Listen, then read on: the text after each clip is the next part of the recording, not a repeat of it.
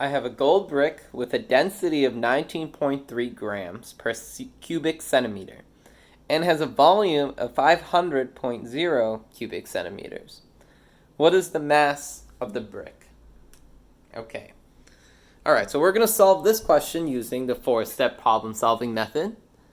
So let's first, in our first box, write down what do we know? Well, we know the density this time. They give it to us. The density is 19.3 grams per cubic centimeter. We also know the volume. The volume is 500.0 cubic centimeters. And they want to know what the mass is. They don't give us the mass this time. So the mass, I'm going to just put a question mark there. So for this problem, solving for mass, we can still use the same relationship that we've been using. Density equals mass times volume. Even though it doesn't say mass equals right here, we can still use this to find the mass because this equation connects mass to the other things that we already know, density and volume. We just have to do a little bit of rearranging, and we'll use some math to help us do it. But it's not hard math, I promise. So in our third box, we're going to take the information we have and plug it in to our equation. We're going to plug in each number into the spot exactly where that letter is.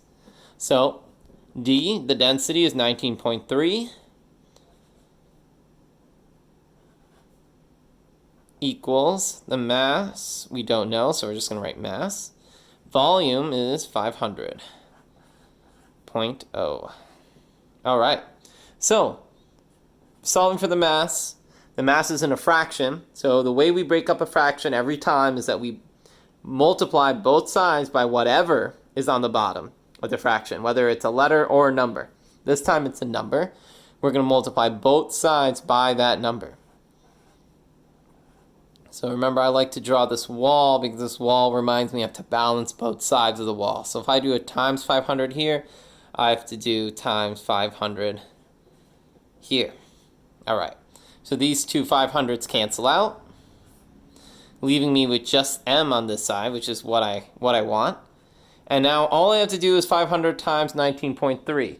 So when I do that on a calculator, it comes out to 9,650. Great. All right, so in our final box, we have to put our final answer with the correct units and with rounded to the right decimal places. So both of these numbers were rounded to one decimal place. So I'm going to go ahead and put my final answer with one decimal place. So 9,650.0.